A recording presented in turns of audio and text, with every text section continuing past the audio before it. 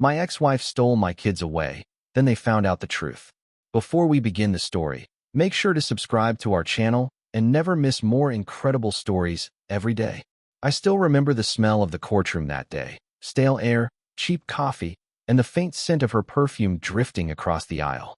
My hands were trembling, not from fear, but from the sheer disbelief of what was happening. The judge's words barely registered. Full custody awarded to the mother. It was like the floor had been ripped from under me. My lawyer whispered something about an appeal, but all I could hear was my daughter's muffled sob and my son's confused, "Dad," as the bailiff led them toward her. She didn't look at me, not really. She just smiled, that tight, victorious smile, like she'd won some game. And maybe she had. She'd painted me as unstable, claimed I'd emotionally endangered the kids. Lies. All of it. But she had the charm, the tears on command, and, apparently, the right connections. I tried to speak, to tell the judge that she was twisting everything, that I had proof. But my voice caught in my throat. It didn't matter. The gavel fell, and with it, my world shattered. Walking out of the courthouse, I felt every pair of eyes on me. Her family's smug glances, neighbors whispering in the back. They all believed her story. And why wouldn't they? She'd been building it for months, maybe years, while I was too blind to see. That night, the house was too quiet. The bedrooms were empty, their toys still scattered where they'd left them. I sat in the dark, staring at my phone, waiting for it to ring. It didn't. I thought about calling them, but the order was clear, no contact unless she allowed it. And she wouldn't. I thought I'd lost everything that day, but I had no idea the fight was just beginning. Because 2 weeks later, a friend of mine sent me something that made my blood run cold. A photo of my kids, looking scared, standing next to a man I'd never seen before in my ex-wife's living room. And I knew right then, something was very, very wrong. The photo burned in my hands. My daughter's small frame was pressed against my son, their bodies angled away from the man standing beside them. He had one arm draped over the back of the couch, like he belonged there. I zoomed in, searching for any clue, a tattoo curling up his forearm, the glint of a gold ring on his right hand. My friend, Matt, had taken it from across the street. Saw him there a couple of times, he told me over the phone. But this time, the kids didn't look happy. His voice was low, cautious, like he was afraid the walls could hear. I didn't sleep that night. My mind kept replaying the custody hearing, her voice breaking as she described me as erratic and unfit. Meanwhile, this stranger was in their home, my kid's home. Who was he? Why did they look scared? The next day, I drove by her house. I told myself I wouldn't stop, wouldn't do anything that could get me in trouble. I just needed to see. From the car, I caught a glimpse of him through the blinds, tall, broad-shouldered, moving around like he owned the place. My chest tightened. I thought about calling her, demanding an explanation, but I knew exactly how that would go. She'd accuse me of harassment, maybe even use it against me in court. Instead, I went home and pulled out the box. The one I'd been too afraid to open since the divorce, filled with old receipts, text screenshots, and notes from the last year of our marriage. Back then, I'd kept them in case I needed to prove she was lying. The court never cared. But as I flipped through them, I found something I'd forgotten. A crumpled business card from a private investigator I'd met months before things blew up. I stared at the name, my fingers trembling. If the system wouldn't listen to me, maybe I could find the truth myself. The decision was made. I was hiring him, and I didn't know it yet. But what he'd uncover about that man in her living room would make her entire custody case start to crack wide open. 2 weeks felt like 2 years. Every day, I checked my phone 100 times, waiting for the private investigator, Jack, to call. When he finally did, his voice was calm, almost too calm. "We need to meet. In person." That's never a good sign. We sat in the back booth of a diner far from my neighborhood. Jack slid a manila folder across the table. "His name's Derek Lawson," he said. "Divorced twice. No steady job. But here's the kicker. He's got a sealed criminal record in another state." I felt my stomach drop. Sealed? For what? Jack shrugged. "Can't say for sure without digging deeper, but my source hinted it involves fraud and domestic violence. Not a small-time guy." I opened the folder. Inside were photos of Derek picking up my kids from school, alone. Him unlocking the door to my ex-wife's house with a key. And then one that made my blood boil. My son in a park, sitting on a bench, Derek towering over him, pointing his finger in his face. He's around them all the time, Jack continued. Way more than your ex. You know what that means? It meant she had lied, again. In court, she'd sworn she was the primary caregiver, that the kids needed to be with her for stability. But if she was leaving them with this guy, it shattered her entire story. I gripped the folder so hard my knuckles turned white. Can we prove it? Jack smirked. Already working on it. I've got a guy who can pull his old records.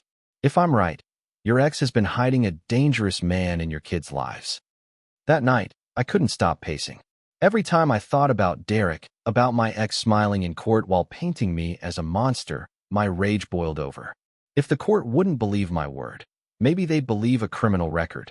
But just as I started planning my next move, my phone buzzed with a text from an unknown number. Stop digging. For your kid's sake. I stared at the message, my pulse hammering in my ears. The words glowed on the screen like a warning sign I couldn't ignore.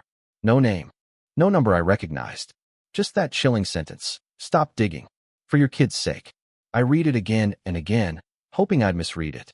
I hadn't. I called Jack immediately. I just got a threat. I told him, my voice low but shaking. They know I'm looking into this. He didn't sound surprised. It was bound to happen. People like Derek, they don't play by the rules. This is exactly why I told you to let me do the digging. I wanted to argue, but he was right. My instinct was to protect my kids, but I couldn't protect them if I ended up in trouble myself. That night, I barely slept. Every creak in the house, every shadow outside my window felt like someone watching me. I kept replaying all the times my kids had sounded off on the phone. Short answers, sudden changes in subject, voices dropping to a whisper like they were afraid someone would overhear. The next morning, I went to the police with the text. The officer behind the desk barely looked up. Without proof of who sent it, there's not much we can do. Could be a prank. A prank? My blood boiled. My kids were in the orbit of a man with a criminal past, and this was the response. I left the station feeling more alone than ever. Later that week, Jack called again. I've got something you'll want to see. Meet me tonight. Same diner. When I arrived, he slid me a USB drive. Security footage, he said. From a grocery store near your ex's place. Your kids were there with Derek. Watch what happens at the register. I plugged it into my laptop at home and hit play. At first, it looked ordinary. Derek unloading groceries, the kids fidgeting. But then Derek grabbed the cashier's wrist, leaning in close, saying something that made her face go pale. Jack's voice echoed in my head from our earlier call. This man's dangerous. And as the video continued, I saw something that made my stomach twist into knots. My daughter was crying. I froze, my finger hovering over the pause button. My daughter's face was turned slightly toward the camera, tears slipping down her cheeks as she tried to hide them. She wasn't wailing or making a scene, just quietly breaking down while Derek shoved the groceries into bags. I replayed the clip again and again, searching for any detail I could use. In the reflection of the cooler doors behind them, I could just barely make out Derek's other hand, gripping my son's shoulder tightly, his knuckles white. This wasn't parenting. This was control. I called Jack immediately. This is proof, I said. He's scaring them. You can see it in their faces. Jack sighed. It's a start, but it's not enough for the court. You need a pattern, repeated incidents that show a risk to the kids' well-being. I felt sick. That meant more time. More nights lying awake wondering what was happening in that house. The next weekend, during my scheduled call with the kids, I tried to keep my voice steady. Hey, how's school? Anything new? My daughter hesitated, glancing off screen. Then she whispered so faintly I almost missed it. We can't talk here. Before I could respond, my son piped up loudly. We're fine, Dad. Gotta go. And the call ended. I sat there staring at the blank screen, my chest tight. She'd reached out. She'd risked something to tell me that. Later that night, Jack sent me a message. Meet tomorrow. Got someone you need to talk to. When I showed up at the diner, he was already there, but he wasn't alone. Sitting across from him was a woman in her 50s with tired eyes and a nervous grip on her coffee mug. This is Ellen, Jack said. She used to work for Derek, and she's got a story you need to hear. Ellen leaned forward, her voice barely above a whisper. I know what he's capable of, and if your kids are living with him, they're not safe. Ellen's hands trembled as she spoke, her gaze darting to the diner's windows as if she expected Derek to appear at any second. I was his assistant for 3 years, she began. At first, I thought he was just demanding, but it didn't take long to see the truth. He doesn't just control people, he breaks them down. My stomach clenched. What do you mean? She looked me dead in the eye. He manipulates. Lies. Turns people against each other so no one compares notes. And if that doesn't work, he uses threats. She paused. I left after he grabbed me by the arm hard enough to leave bruises, just because I forgot to file a paper the way he liked. Jack leaned in. Tell him the rest. Ellen took a deep breath. He used to talk about your ex, bragged about how easy it was to get the court on his side with the right story. Said you'd never see your kids again.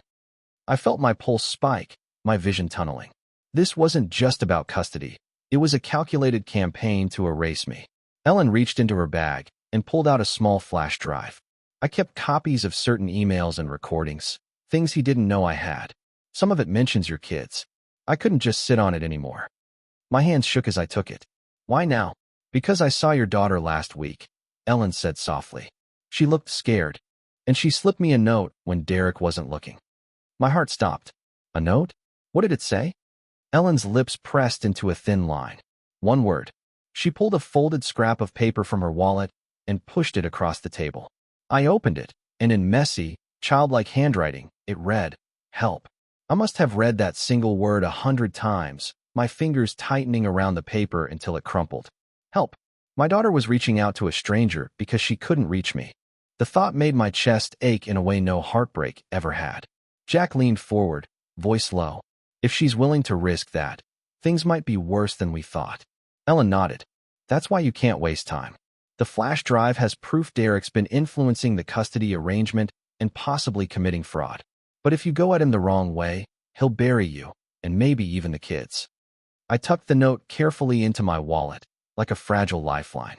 Then we go at him the right way. Jack grinned grimly.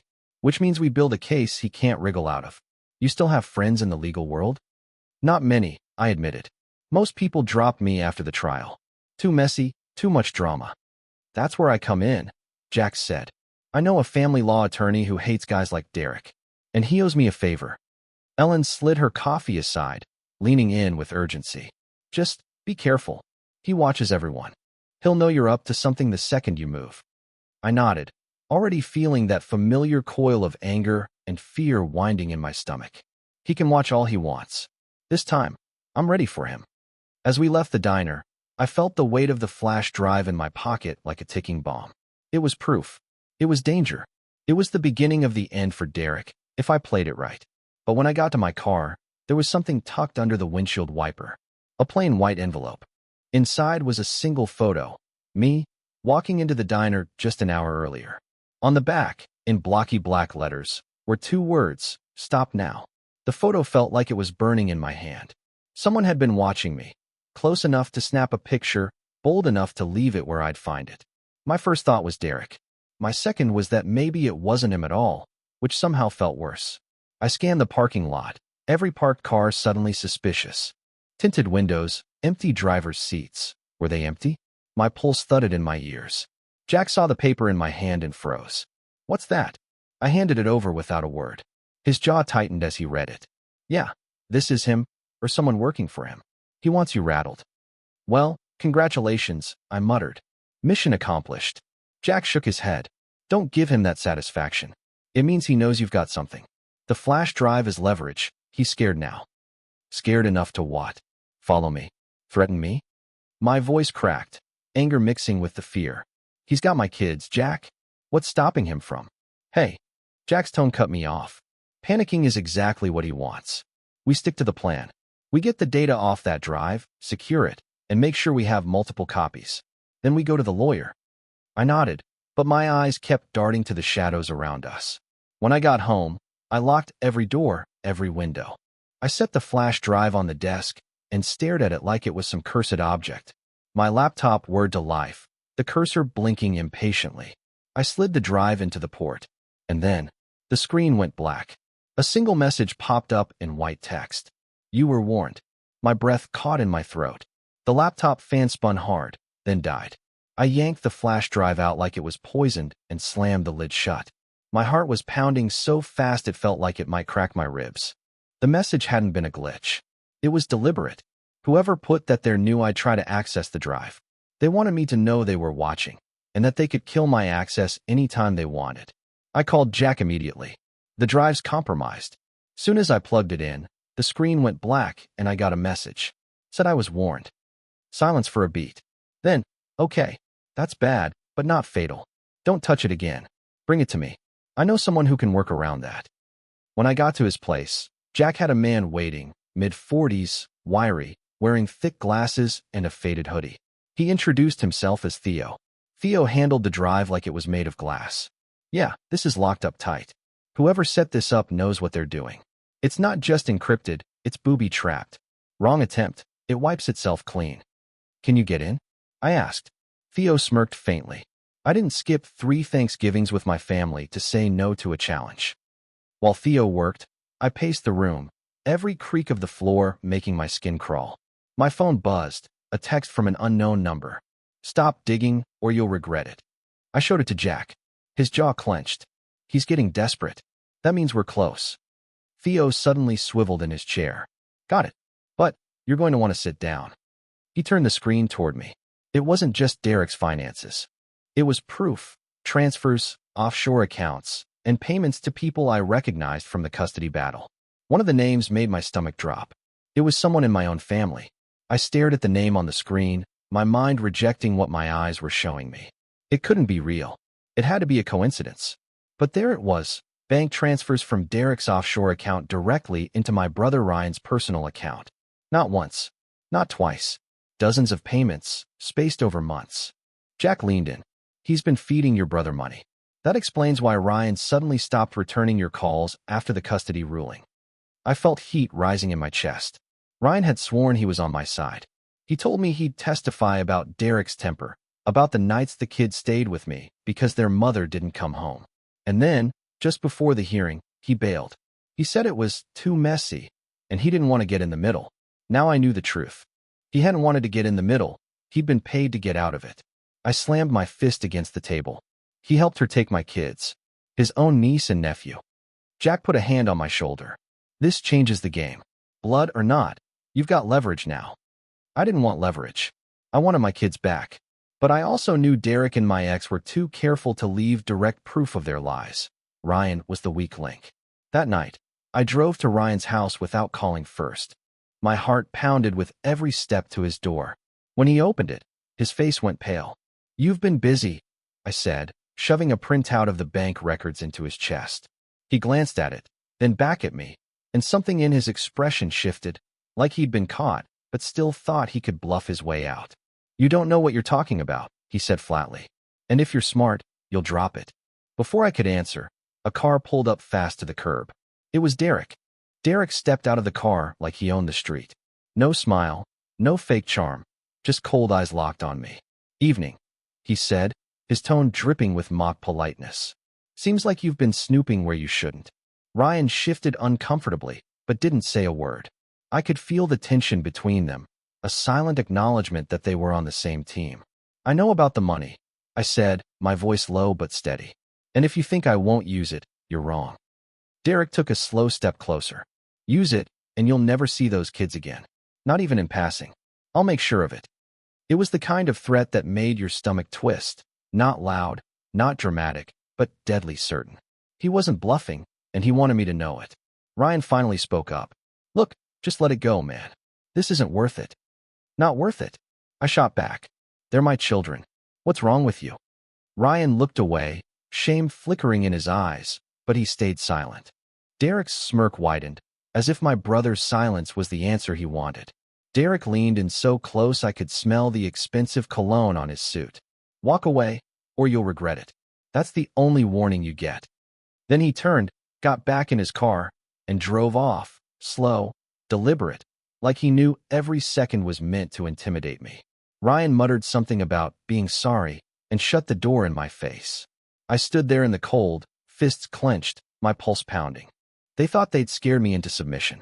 But all they'd done was confirm one thing. I had the right target, and I was closer to breaking them than they realized. And I wasn't going to stop now. 2 days later, I woke up to the sound of my phone buzzing nonstop. Missed calls. Dozens of notifications.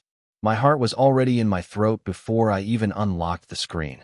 The first message I saw was from Mark, my old college friend who worked as a junior reporter for the local paper. You didn't hear this from me, but something about Derek just dropped. Big. I scrambled to open the link he sent.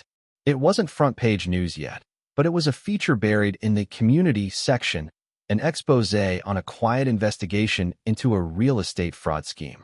And there it was, buried halfway through the article, Derek's name. I read the paragraph twice. 3 times. It didn't say much, just that he was connected to questionable property deals through an unnamed associate. But it was enough. Enough to plant doubt. Enough to prove I wasn't just some bitter ex spinning stories. I texted Mark immediately. Who else knows? His reply was quick. Not many. The bigger story hasn't dropped yet. This is just a leak. My editor's sitting on the big piece until they have more evidence. The thought hit me like a lightning bolt. This was my chance to push it forward. If I could give them what I had, the bank records, the property transfers, the shady emails, the full truth could come out before Derek could bury it. But there was a risk. A big one. If Derek caught wind that I was feeding the press, he'd go nuclear. And knowing him, that meant playing even dirtier in court.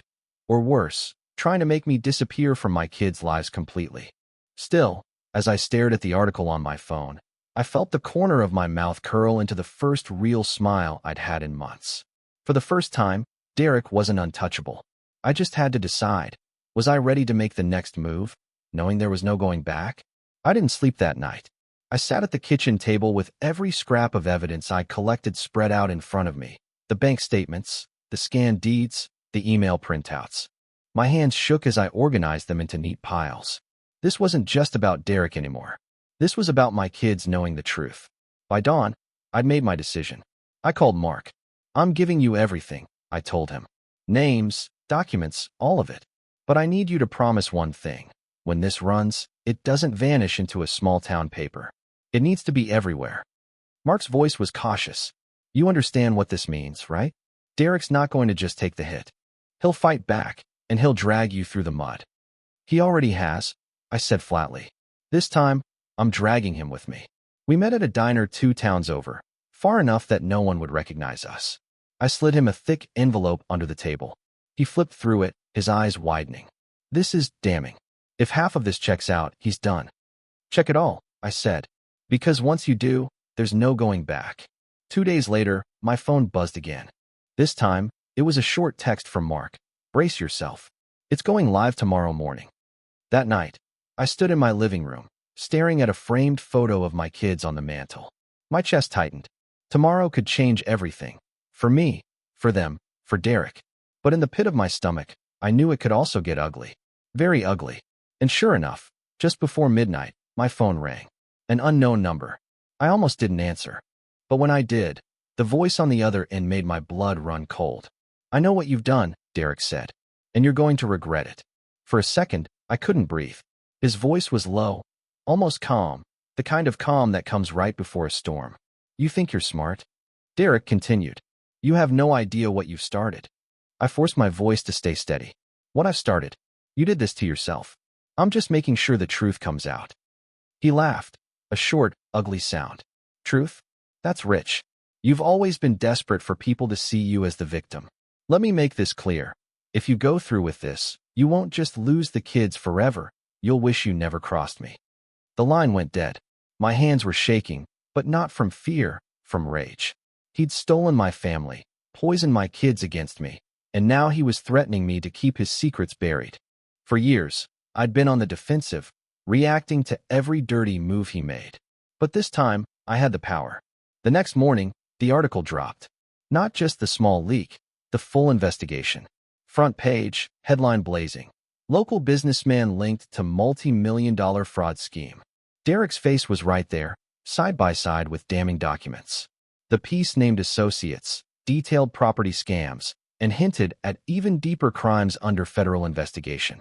My phone exploded with messages, some from friends, some from strangers who'd read my story between the lines. But the most important message came from a number I hadn't seen in months. It was my oldest child. Dad, is it true? Did Mom know about all of this? I sat down hard, my throat tight. This was it, the moment I'd been fighting for. I typed back, yes. And I'll tell you everything when you're ready. A long pause. Then, I want to see you. For the first time in years, I felt like I was winning. But deep down, I knew Derek wasn't going to let this be the end. 2 days later, they stood on my doorstep. My kids, taller, older, and carrying a weight in their eyes that no teenager should have to bear. For a second, none of us moved, just a silent, fragile moment where the years of separation hung between us like glass about to shatter. Then my daughter stepped forward. "Dad, we know." Her voice cracked, but there was steel underneath it. "We know what she did. We know what you've been trying to tell us." I swallowed hard. "I never wanted you to find out like this." "We had to," my son said, jaw tight. "Because she lied to us about everything." They came inside, and for hours we talked. I told them my side, not as an attack on their mother, but as the truth I'd carried like a stone in my chest. They listened, asked questions, even shared things they'd noticed. Strange conversations, unexplained money, whispers they weren't supposed to hear. By the end, they didn't just believe me. They knew. The weeks that followed were a blur. Derek's, no, her, world collapsed under the weight of the investigation. She avoided the press, stopped answering calls, and eventually left town. I didn't celebrate her downfall, because this was never about revenge for me. It was about getting my kids back. And slowly I did. The first birthday we spent together again felt like reclaiming a piece of my soul. The first time my daughter called just to talk about her day, not about court dates or drama, I realized we were healing. I can't get back the years we lost. But now, when I look at my kids, I know they see me for who I really am. Not the version she painted, not the villain she needed me to be, but their father, the one who never stopped fighting for them. And that's a truth no one can ever take away again.